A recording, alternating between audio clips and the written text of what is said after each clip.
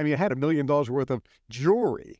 If you go back and look at pictures back then, and going to fancy restaurants, everything was just like the best of everything. I mean, it's like a hip hop star. The money was just like flowing like milk and honey. So it's hard to get uncomfortable. But I wanted to show all my colleagues how the manifestation process worked. Because people were coming up to me and saying, hey, listen, you got this great life, but, were you lucky? I mean, things just kind of fell into place. I go, well, I manifested it. I manifested what I wanted. This is the Kevin Trudeau Show. I am exposing the corruption in government and in major multinational corporations. We're telling you the things that they don't want you to know that will make your life better. I did a segment on the differences between a wealthy person's brain activity and the average person's brain activity.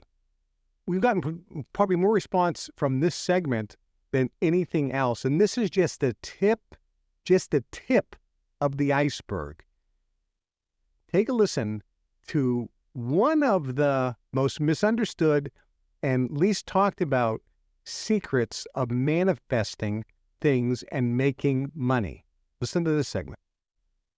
The companies I've been associated with, the companies I've owned, if you add them all together, it's estimated of like, 20, 25 billion in sales worldwide. Nobody knows for sure. It's huge money, though, clearly. So I manifested a lot, but personal wealth acquisition was never my thing. Spiritual liberation and freedom was. That was the main track that I was on, and that was kind of my secret track in the Brotherhood, because I was doing some very powerful things with the mind and spirituality and so forth. And the lifestyle was there so that later on, and when my mission came to be a public teacher of this material, I could justify saying, I know this stuff, and I don't just know about this stuff. One of the things that was powerful was knowing the exact how to manifest goals, dreams, and desires. And I told this story at the high-level training for the Global Information Network members. I'm going to tell it to you. Back in the 80s, I had a company called the American Memory Institute, which was the largest memory training school in the world. We taught people all around the world, hundreds of thousands, over millions of people, how to develop a near photographic instant recall memory. So they could walk into a room, meet 30 or 40 people, and remember everybody's name. Or a student can study for an exam and remember everything for the test time. Or you could remember and make a speech without notes. You could remember things to do, appointments, directions. Basically have this superpower memory, this instant recall ability. And I was teaching these seminars around the world. It was fun, and it was ridiculously profitable. We were making millions and millions and millions and millions in profits teaching memory training. And I had a crew of guys that we would go out and we would do speeches and talk about the memory course. I would do interviews on radio shows and TV shows, talk about the memory course. People would then call and they would purchase a ticket to one of the memory seminar courses, workshops that we had around the world. And I would teach many of these, and I trained guys to teach the memory course as well. And I trained guys how to sell the memory course, how to make speeches and presentations to sell the memory course. And I trained guys on how to teach the memory course. But I still was out there selling it, and because I loved to do it. And I was doing the radio shows and TV shows, and I was on all these different shows. I remember one time I was on a radio show in New Jersey, and this fellow calls up and he says, Kevin, I'm so glad to talk to you. I bought your memory course. It was the best thing I ever did. I said, well, why is that? He goes, well, I'm in the I'm in the stock industry, the investment world on Wall Street. And he goes, and what happened was when I took your memory course, I committed to memory all 1,500 of the New York Stock Exchange companies and their stock symbols. And when I went into my interview for a job I really wanted, there was over 100 people applying for the same position. And I told them about my powerful memory. So they tested me. And they were blown away. They would say, hey, Charlie, come in here. You got to check this guy out. because every time I went in for the follow-up interview, I would remember everyone I met. So I would call everyone by their first and last name. Hey, Joe Sublo, good to see you. Franklin Monticello, good to see you. He goes, I was like a freak show because I obviously got the job. I've gotten 3 promotions since then. I make speeches without notes. He says, I'm making more money than I could ever imagine because of this memory power. He said, but the best part is everybody thinks I'm smart. And he goes, I'm not too sure if I am, just because I can remember everything, but I certainly appear to be a genius. So I would do this, and it was a lot of fun and very, very profitable. One thing you have to do, though, if you want to manifest goals, dreams, and desires, and if you watch the Peter Sage interview on one of my previous shows, or watch the 10 Steps to Manifesting, if you're a GYN member that I gave at Leadership Weekend, or gone through the Your Wish is Your Command training, or the Success Mastery course training that I've done, or the Science of Personal Mastery course training, you know that in order to manifest something, you have to be uncomfortable with your current position. There has to be something that is driving you to change, or driving you to manifest something that you don't currently have.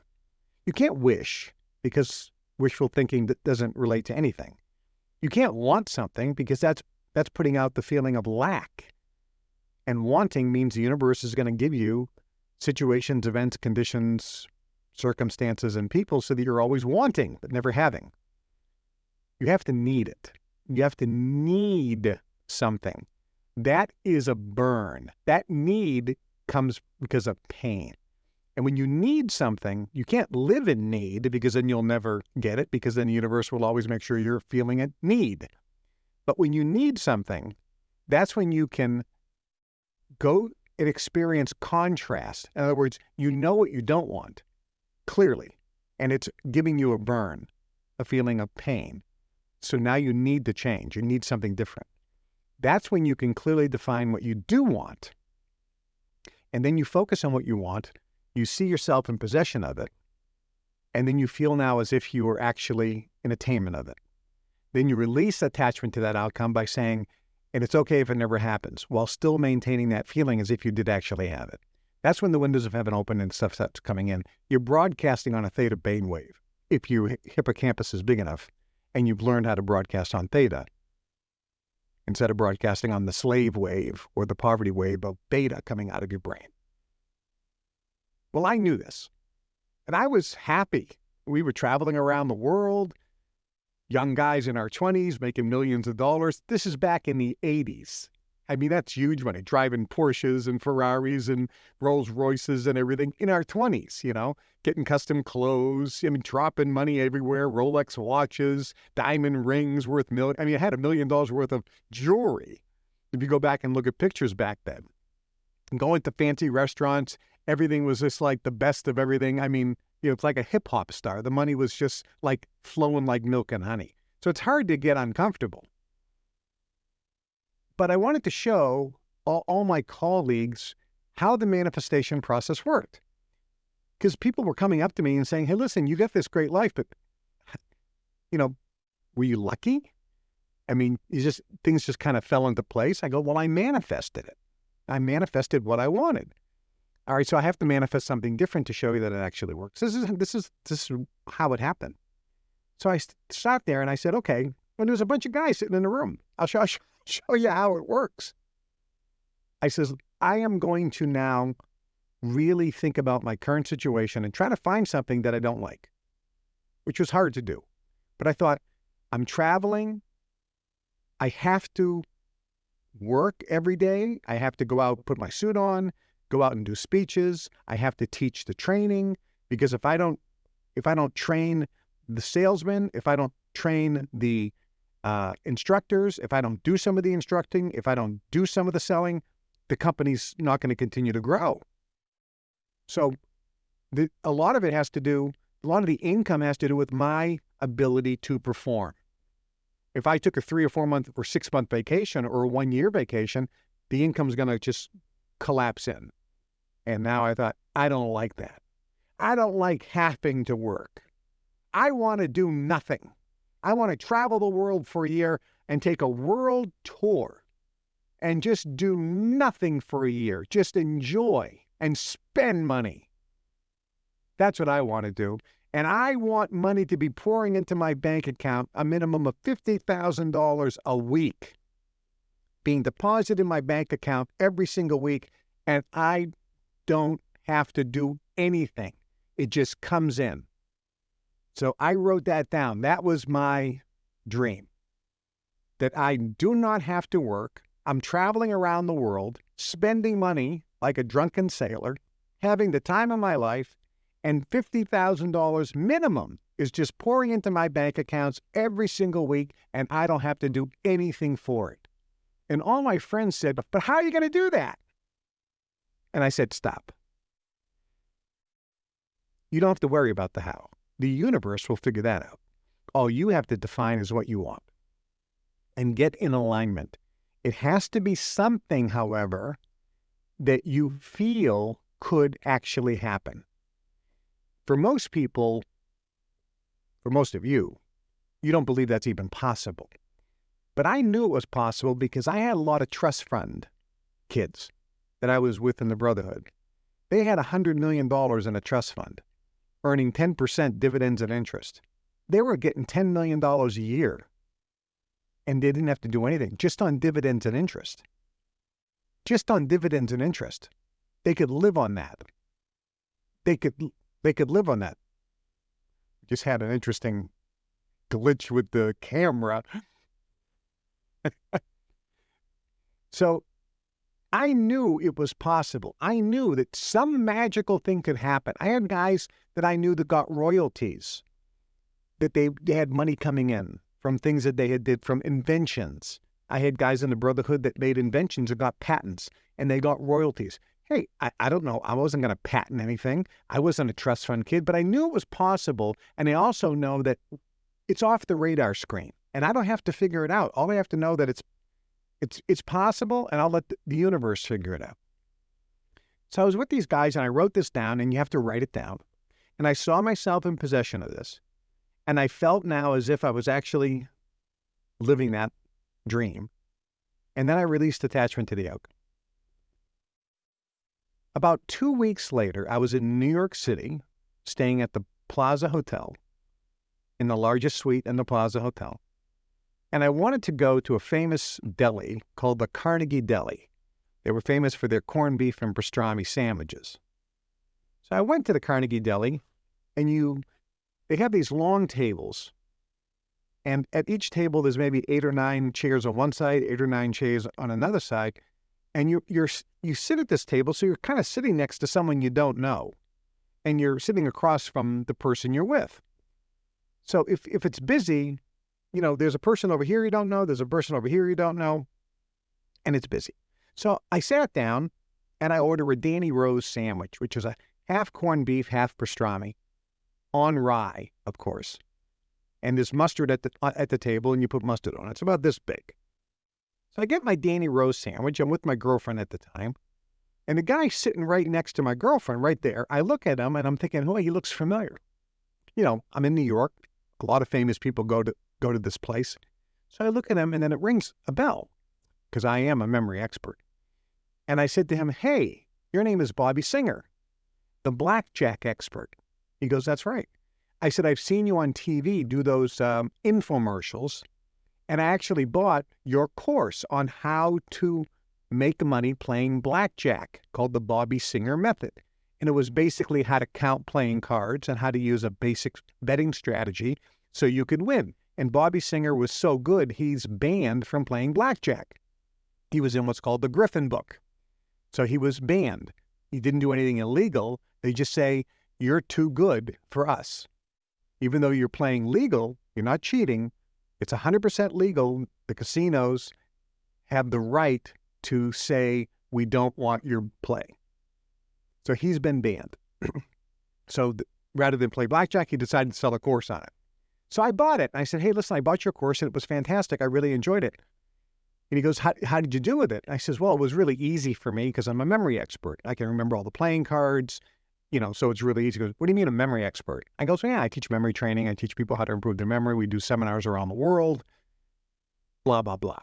And he said, you should record one of those seminars, put it on cassette tape, and sell it on a TV infomercial. And I said, well, actually, you don't know our business and our customer. That's not going to work because the people that buy our course generally are salespeople, business professionals, because they want to make money and they need to remember names or, product codes or things like that. And in business, a powerful memory means money. Good memory means more money in business. So I don't think it'll sell on television. And he goes, no, it'll definitely sell on TV. I said, no, I don't think it will. And he goes, well, I'll tell you what, I'll put up all the money. I'll shoot the infomercial. I'll do everything and just pay you a royalty. So what do you got to lose? I go, well, I really wouldn't want to do that because I don't want you to waste your money. I would feel terrible about you investing in the production of a TV infomercial, investing in the production of the product, investing in the inventory of the product, investing in buying media and testing it out. You could lose $200,000, $300,000, $400,000. I would feel terrible about that. He goes, no, I'll risk it because I think it'll work. Here's my business card. He goes, give me your contact details. I'm going to send you a contract. We're going to do a deal. I said, I think this is a big mistake because I don't think it's going to work. It's your story. I go back to the Plaza Hotel. I pick up the phone, and back then, we didn't have cell phones. This is in 1988. I pick up the phone, and I call my home phone where my answering machine is, and I hit the code in to see if there's any messages. And there's a message from a guy named Dr. Alex Duarte, good friend of mine. He goes, Kevin, it's Dr. Duarte. I'm in Lake Tahoe, Nevada, and I bumped into an old friend of yours, Ed Beckley. Ed Beckley did one of the first TV infomercials in 1984 called The Millionaire Maker. How to buy real estate with nobody down. Ed asked me what you were doing, and I told him about the success of your memory training business. And Ed said that you should put that on cassette tape, make it into a home study course, and sell it on TV. He'll put up all the money. Give me a call. Are you getting chills down your body right now as you're listening to this? 2 weeks earlier, I put together, this is what I want. And in 2 weeks, on the same day, I got two people offering to put up all the money to do a TV infomercial for a memory course. I don't even see that this is an answer to my prayer. I don't even get it. That's how dumb I was. How slow. Because it was off the radar screen. So I call up Ed Beckley and go, listen, I met this guy named Bobby Singer. He goes, I know Bobby Singer. Bobby's terrific. I says, well, why should I go with you versus Bobby? He goes, you can go with Bobby. Bobby will do a great job. He's a great guy. I think I'll do a better job. I'd like to work with you. And I said, well, I'll tell you what, whoever sends me the contract first is who I'll go with, but I both think you're dumb because I don't think it's going to work. A week later, via Federal Express. Now, back then, if you got the Federal Express man to come to your house, it was like the biggest thing since sliced bread. So I remember the Federal Express man coming, ringing the doorbell to the office and handing me a Federal Express envelope. And everybody in the office is going, ooh, the Federal Express guy, ooh. So I opened it up. It's a contract from my good friend, Ed Beckley. And he was working with a guy named Kevin Harrington. Some of you may know him. Kevin Harrington, super great guy, him and his brother Tim. They owned a company called Quantum Marketing back then. Kevin Harrington was one of the first sharks on the U.S. version of Shark Tank. So we get on the phone, we tweak the contract a little bit, and I sign it. About a week later, I get the contract also from Federal Express from Bobby Singer. So I had to call up Bobby Singer and say, hey, Bobby, sorry, but I signed with Ed Beckley. He sent me the contract a week ago. He goes, man, I think I blew a lot of profits. By the way, years later, Bobby Singer and I were at the head table of a convention for the National Infomercial Marketing Association where I was actually deemed the infomercial king. And Bobby Singer says, you know, by missing that contract by 1 week, probably cost you around $30 million in profits. I go, cost you a lot more. He was like, oh no, I was slow. If I was faster. I go, yeah, Bobby, I know. So we signed the contract. And I said, look, this infomercial, how do you do an infomercial? They said, well, we have to write a script. I go, I'm not an actor. I'm not reading a teleprompter. I'm not doing a script. I go, let me tell you what we're going to do. I said, you're going to basically just fill a room with people. I'm going to get up there and do the same presentation I do all the time and just film it. That's all you have to do. You mean you don't need a teleprompter? I go, I do this presentation every day. I know how to do it. I'll show up in a suit and tie. You put makeup on me, put a microphone on me, say go. I will give my presentation, film it, and we're done. You just edit the call to action, maybe get a couple testimonials from some of my students, put that in, and you're good.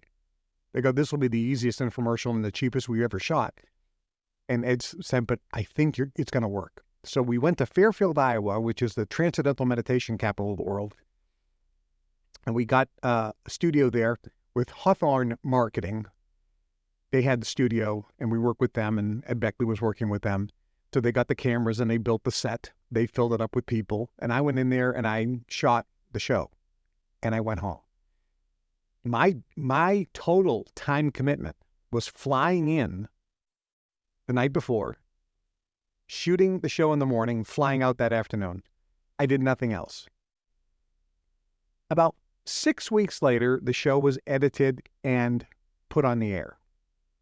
And it was working. People were buying. About 8 weeks later, I got my first royalty check. And it was deposited on a Friday. Remember I told you I want a check being deposited in my account every week.